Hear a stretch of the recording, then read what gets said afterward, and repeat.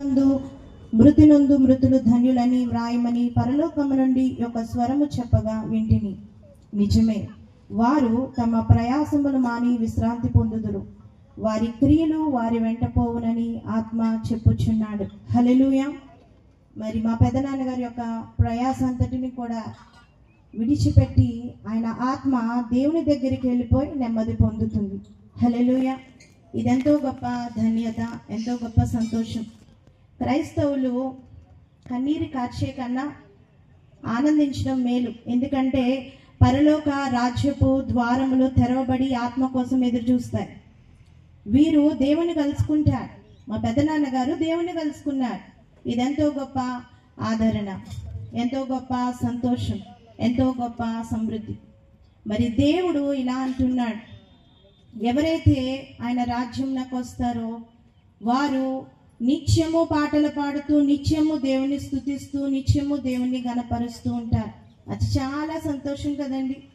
ఈ లోక ప్రయాస అంతటిని కూడా మనము విడిచిపెట్టి దేవునితో సంతోషించడానికి వెళ్ళడం. మరణం ఎంతో ధన్యమైనది క్రైస్తవులకి. మా పెద్దనాన్నగారు ఇప్పుడు ఆ ధన్యతలో ఉన్నారు. ప్రభు నామం బట్టి దేవుని స్తుతిస్తున్నాను. మరి మా పెద్దమ్మ గారికి, అలాగే కుమారుడు కుమార్తె కుటుంబానికి దేవుడు బలమైన ఆదరణ ఇప్పటికే ఇచ్చాడు. ఇంకను ఆదరించి కుటుంబాలను బహుగా నడిపించి దైవికమైన దీవెనలో సమృద్ధిలో దేవుడి కుటుంబాన్ని నిలవబెట్టును గాక. ఆమేన్. మరొక చిన్ని ప్రార్థన. మహాపరిశుద్ధుడా, మహోన్నతుడా, సకలాశీర్వాదములకు కారణభూతుడా, నిత్యుడగు తండ్రి, సమాధాన అధిపతి, నీకు స్తోత్రములు ప్రభువా.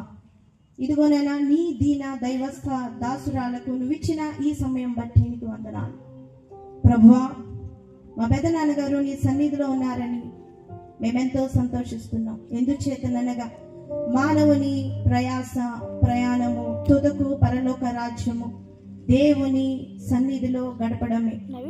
ఆ సన్నిధిలో ఆయన తన ప్రయాస అంతా కూడా ఇక్కడ విడిచిపెట్టి ప్రభు సన్నిధిలో ఆయన శాంతి సమాధానం పొందుతూ నిన్ను స్తుతిస్తున్నారు. మేమైతే ఆయనను జ్ఞాపకం చేసుకుంటూ ఈ దినము ఇదిగో ప్రభువా, ఈ సమయం మేము ఈ కూడికలో ఉన్నాం. అయితే ప్రభువా, నీవైతే ఆత్మని దగ్గర పెట్టుకొని సంతోషిస్తున్నాం. ఏదైనాను మన్నైనది వెనుకటి వెళ్ళే మన్నైపోను, ఆత్మ దేవుని యొద్దకు పోను. అయ్యా, ఆత్మని దగ్గరుంది, అందుని బట్టి నీకు స్తోత్రాలు.